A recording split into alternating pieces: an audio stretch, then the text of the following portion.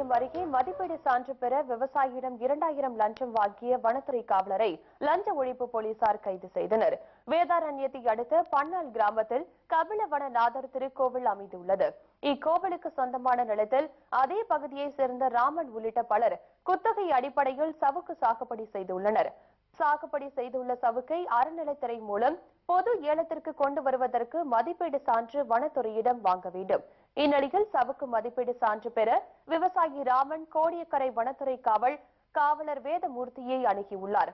அப்பொழுது வனக்காவலர் தனக்கு 2000 லஞ்சம் வழங்கினால் மட்டும் மதிப்பீடு சான்று வழங்க முடியும் என்று கூறியதால் அதிர்ச்சி அடைந்த ராமன் லஞ்ச ஒழிப்பு போலீசாரிடம் புகார் தெரிவித்துள்ளார். ராமன் என்பவர் மதிப்பீட்டு சான்று வழங்குவதற்காக வேதமூர்த்தி என்பவர் ரூபாய் 2000 லஞ்சம் கேட்டதாக நாகப்பட்டினம் மாவட்டம் லஞ்ச ஒழிப்புத்துறை அலுவலகத்தில் புகார் கொடுத்தார். அந்த புகாரின் அடிப்படையில் அவர் லஞ்ச பணத்தை வாங்கும்போது லஞ்ச ஒழிப்புத்துறை அலுவலகத்தில் இருந்த நாங்கள் மறைந்திருந்து அவரை கையும் களவுமாக பிடித்தோம்.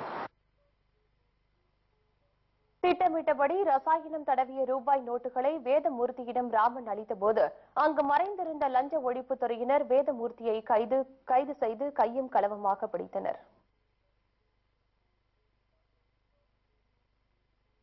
மாதவரம் அருகே கர்ப்பிணி பெண்ணின் இறப்பில் மர்மம் இருப்பதாக கூறி அவரது உறவினர்கள் அம்பத்தூர் கோட்டாட்சியர் அலுவலகத்தை முற்றுகையிட்டனர். சென்னை மாதவரத்தை அடுத்த மாத்தூர் MMDA காலனியில் வசித்து வரும் சம்சுதீன் என்பவரின் மனைவி ரிஷ்வானா நஹீம் 8 மாத கர்ப்பிணியான இவர் நேற்று அவரது வீட்டில் தூக்கிட்டு தற்கொலை செய்து கொண்டுள்ளார். இதுகுறித்து வழக்கு பதிவு செய்துள்ள காவல்துறையினர் விசாரணை மேற்கொண்டு வருகின்றனர். இந்நிலையில் தமது மகளின் இறப்பில் மர்மம் இருப்பதாக கூறி அவரது பெற்றோர் மற்றும் உறவினர்கள் கோட்டாட்சியர் அலுவலகத்தை முற்றுகையிட்டு புகார் அளித்தனர். 4 மாசம் நல்லா இருந்தாங்க. திருப்பி 5வது மாசத்துல இருந்து அவங்க வரதட்சணை கொடுமை பண்ணி எனக்கு இவ்வளோ நகை வேணும், இவ்வளோ காசு வேணும், அவ்வளோ பவுன் வேணும், இவ்வளோ பவுன் வேணும்னு சொல்லிட்டு டார்ச்சர் பண்ணினே இருந்தாங்க. என்னோட தகச்சியும் சமாதானமாக இருந்து நல்லபடியாக 8 மாசம் கர்ப்பிணியாக இருந்தாங்க. அடிக்கடி போன் பண்ணி சொல்லி இருந்தாங்க, இந்த மாதிரி பண்றாங்க, டார்ச்சர் பண்றாங்கன்னு. 10 மணிக்கு கேட்டா இந்த மாதிரி இறந்துட்டாங்கன்னு சொல்லிட்டு நியூஸ் வந்தது. தற்கொலை கொலைன்னு எங்களுக்கு சந்தேகமா இருக்கு. அதால நாங்க அம்பத்தூர் RTO ஆபீஸுக்கு நாங்க மனு தாக்கல் பண்ண வந்திருக்கோம். வரதட்சணை கேட்டு சம்சுதீன் தமது மகளை கொடுமைப்படுத்தி கொலை செய்துள்ளதாக அவர்கள் புகார் தெரிவித்துள்ளனர். இதனைத் தொடர்ந்து அம்பத்தூர் கோட்டாட்சியர் விசாரணைக்கு உத்தரவிட்டுள்ளார். இலங்கை சிறையிலிருந்து விடுவிக்கப்பட்ட புதுக்கோட்டை மாவட்ட மீனவர்கள் 11 பேர் நேற்று தாயகம் திரும்பினர். கடந்த 23ஆம் தேதி கடலுக்கு மீன்பிடிக்க சென்ற புதுக்கோட்டை மாவட்டம் ஜெகதாப்பட்டினம் மற்றும் கோட்டைப்பட்டினம் மீனவர்கள் 11 பேரை இலங்கை கடற்படையினர் சூழ்ச்சி வழக்கில் கைது செய்தனர். அவர்கள் சிறைப்பிடித்து சென்றனர். பின்னர் கைது செய்யப்பட்ட மீனவர்கள் ஊர்காவல் நீதிமன்றத்தில் ஆஜர்படுத்தப்பட்டு சிறையில் அடைக்கப்பட்டனர். இதையடுத்து மத்திய அரசு எடுத்த நடவடிக்கை காரணமாக கடந்த 29ஆம் தேதி மீனவர்கள் அனைவரும் விடுதலை செய்யப்பட்டு நேற்று இந்திய கடலோர காவல் படையினரிடம் ஒப்படைக்கப்பட்டனர். பின்னர் மீனவர்கள் காரைக்கால் துறைமுகத்திற்கு அழைத்து வரப்பட்டு அங்கிருந்து படகு மூலம் நாகை துறைமுகத்திற்கு வந்தனர். அப்பொழுது செய்தியாளர்களிடம் பேசிய மீனவர்கள் இலங்கை கடற்படையினர் தங்களை அடித்து துன்புறுத்தியதாக வேதனை தெரிவித்தனர்.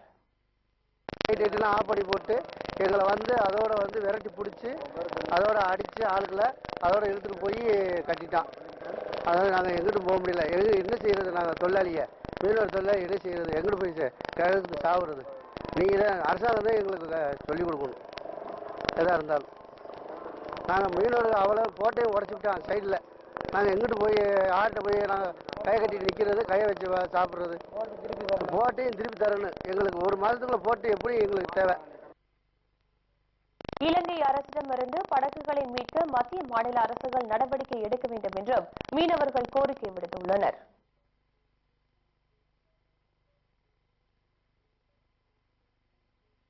தூத்துக்குடி மாவட்டம் கோவில்பட்டி அருகே தனியார் ஜவுளி கடையில் ஏற்பட்ட தீ விபத்தில் சுமார் 15 லட்சம் ரூபாய் மதிப்பிலான ஜவுளிகள் எரிந்து நாசமானது. கோவில்பட்டி அருகே உள்ள கயத்தாறு கடம்பூர் சாலையில் வடிவேல் என்பவருக்கு சொந்தமாக தேவி டெக்ஸ்டைல்ஸ் உள்ளது. 3 அடுக்கு கொண்ட இந்த கடையின் முதல் தளத்தில் நேற்று மாலை திடீரென தீ விபத்து ஏற்பட்டது. இதையடுத்து கடையில் இருந்த ஊழியர்கள் உடனடியாக வெளியேற்றப்பட்டனர். தீ மளமளவென மேல் தளத்திற்கும் பரவியதைத் தொடர்ந்து தீயணைப்பு நிலையத்திற்கு தகவல் தெரிவிக்கப்பட்டது. தீ கொழுந்துவிட்டு எரிந்ததால் அப்பகுதி முழுவதும் புகை மூட்டமாக காட்சியளித்தது. பின்னர் சம்பவ இடத்திற்கு விரைந்த தீயணைப்பு வீரர்கள் மற்ற கட்டிடங்களுக்கு தீ பரவாமல் தடுத்ததோடு தீயை கட்டுக்குள் கொண்டு வந்தனர். கடம்பூர் ரோட்ல டீ எப்படி குடிச்சுன்னு தெரியல. மொத்தம் சரக்கு மதிப்பும் இப்போ ஒரு 5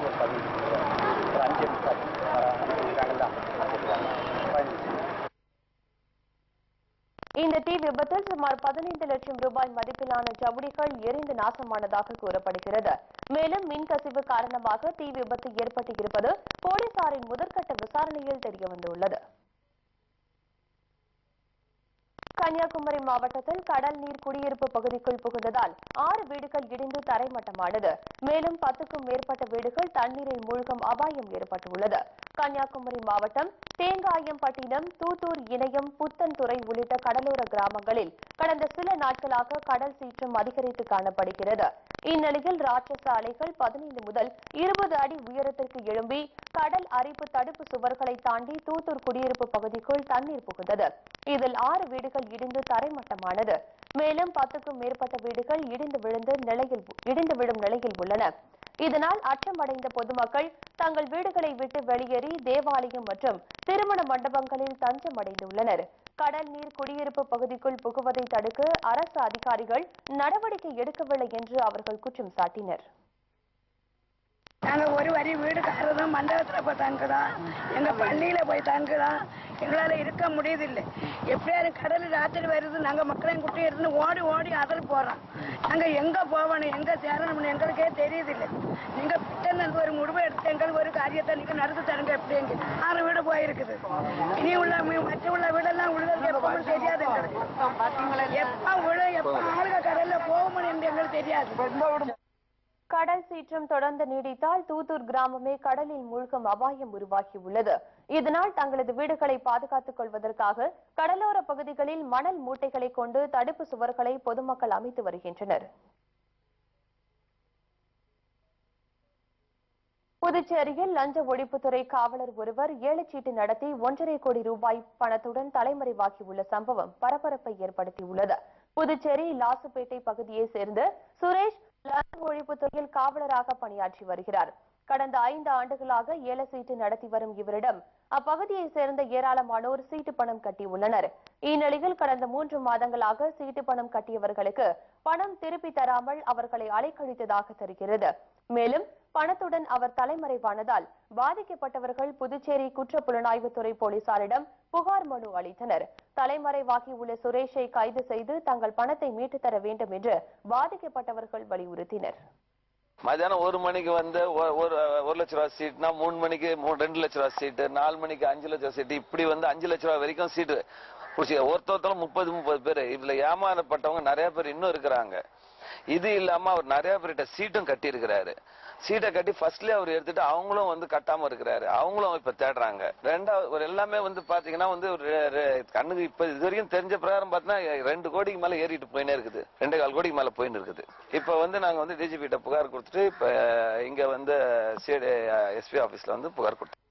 ஏலச்சீட்டு நடத்தி 1.5 கோடி ரூபாய் பணத்துடன் போலீசார் ஒருவர் தலைமறைவாகியுள்ள சம்பவம் புதுச்சேரியில் பரபரப்பை ஏற்படுத்தியுள்ளது. சிறிய இடைவேளைக்கு பிறகு மேலும் பல செய்திகளை காணலாம். தொடர்ந்து இணைந்திருங்கள் நமது கேப்டன் நியூஸ் தொலைக்காட்சி.